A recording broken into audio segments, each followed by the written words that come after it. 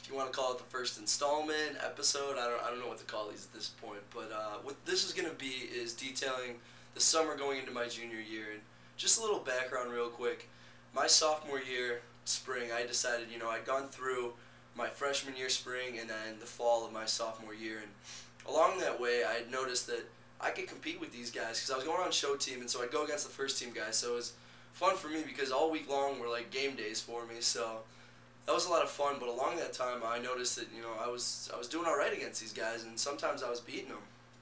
And so going into the spring of my sophomore year, I went in and I talked to Coach Poling, and I said, Coach Poling, what do I need to do to get on special teams? And he kind of looked at me and just shook his head and he said, Mike, I love your tempo. You work harder than anyone else out there, but the hardest thing for me is I have a lot of other bodies like you and a lot of kids who are fast. So what you need to do is you need to just get out there and just prove day in and day out that you're competing and you're beating these guys on show team. And I promise you, we'll notice that on tape, and that's when we'll start getting you over to the other side of the ball, getting you on, the depth charts. He said, I wish we had you at a linebacker type body because I need those linebacker type bodies, but the DBs, there's just so many of them, and everyone's so good at special teams that it's just going to be hard to break in, but you just keep plugging away and hopefully good things will happen for you. And so I took that into spring ball and just kind of ran with it and ended up having a really good spring ball. I played a lot of corner too. Coach Brown had given me a shot at cornerback, as a third team guy. But I was able to, I had a couple interceptions, and one thing about me is anytime I make a tackle, I'm always trying to dig the ball out. So I'd had, 3 or 4 forced fumbles on that as well as a couple on special teams. So that really helped get me noticed by some of the coaches. And when I left that spring, I made it as, I don't know if I was second or third team at Gunner, but I finally made it on the depth chart. So that was a huge accomplishment for me at that point.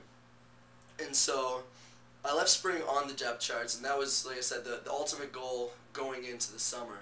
And since I wasn't a scholarship guy, we didn't have to stay. The walk-ons who aren't on scholarship don't have to stay for the summer. And so what I did is during the spring, I'd interviewed for investment banking jobs, and there was one in particular that I really wanted. That was with UBS in Chicago. And little side story here is I walked in, and because sophomores it's almost impossible to get an investment banking position.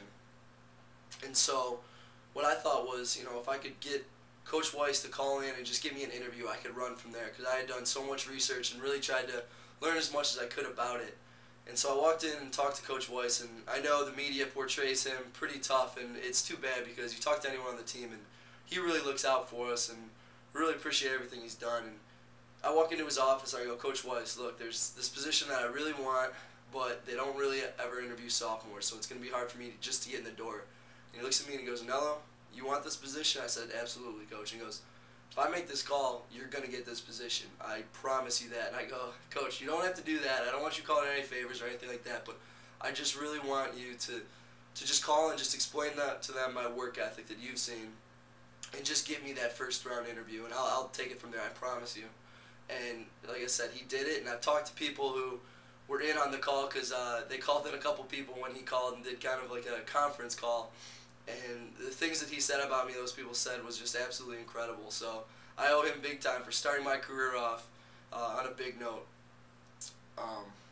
But so then I ended up getting the first round interview. That went well. I ended up going to the Super Day and ended up getting a position. So I was really excited about that, and that's what I was going to be doing for this summer. And one thing about investment banking, for those of you who don't know too much about it, it's pretty much you're working on average 80 to 100 hours a week.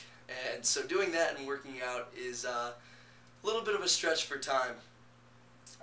But so I was able to do it in Chicago. My brother worked downtown Chicago, so I lived with him for the summer, and that was one of the greatest times of my life. It was so much fun. We lived in a studio, and he was 5 years older than me, so while we were growing up, we were always, in and out, and we were around each other, but never really got to share, experiences on the same level because I was always, a lot younger than him and a lot smaller than him, so couldn't really play with his friends all that much and things like that. But now that we were living together in a studio, we got really close, and he was just unbelievable for me. He had a full-time job.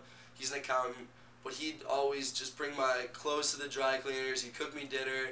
He'd go out sometimes with me on weekends and run routes against me, and just always was a constant motivator for me. And it was tough at times working all those hours because, there'd be some days where I'd get home at 3 and I'd have to get up at 6:30 the next morning to do sprints, and he'd always be there, be like, Mike, it's gonna be worth it. It's gonna be worth it. Playing on Saturdays is gonna be worth it. And, I just really cherish that time I had with Chris down in Chicago. And just to kind of walk you through a typical day that summer for me is about 3 days a week. I'd try to get up in the morning and I'd go over to the park that was right across the street. We lived at Addison and Lakeshore, and so I'd walk under Lakeshore Drive, and there's a big park and then also a softball field.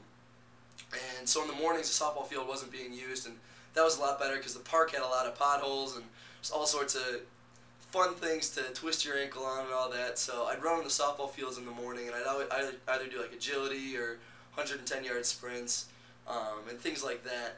And so I do get up about 6:30, run over there, do that, and then get back and jump on the bus at about 8 to get into work, or probably like 7:45 or 8, and then start working about 8:30, and then about noon grab lunch, then about 6 o'clock run out, get a lift in, come back at 7, order food in, and just eat dinner there, and then take off from the office at about midnight to 3, it depended on the night, and then just wake up and do it all over again, depending if I had to wake up just to go into work and jump on the bus at 7:45, or if I had to get up the next morning again and run. So that was definitely a fun experience. But one of the things I really liked, and when I'd run after work, if I could get off, sometimes there were some days where I was able to escape at about 8 o'clock, so I'd be able to get a quick run in afterwards. But on the weekends, I'd always get to run during the day, and one of the things I really liked about that was I'm a guy who really likes just the water and just the outdoors and things like that, and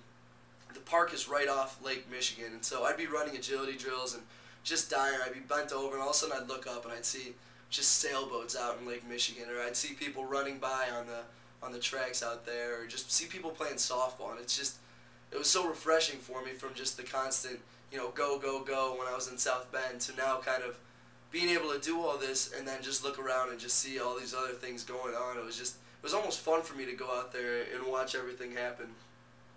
The one fun time I had was one late afternoon. I'd gotten home, I think it was about 7:30 or 8 o'clock, and I was running on the softball fields because no one was there, and there's a golf course right there, and one guy decided that he was going to use the softball field as a driving range as well, and I think he thought it'd be fun if he had a moving target. And so I was running 110s, and there were occasional couple balls that came real close to me. So that was one of the fun times, just running around out there. And I still don't know what he was shooting at, but basically I worked my butt off that summer, and it was basically work and working out, and then just kind of hanging out with my brother and just enjoying that. And my other brother would come up sometimes too.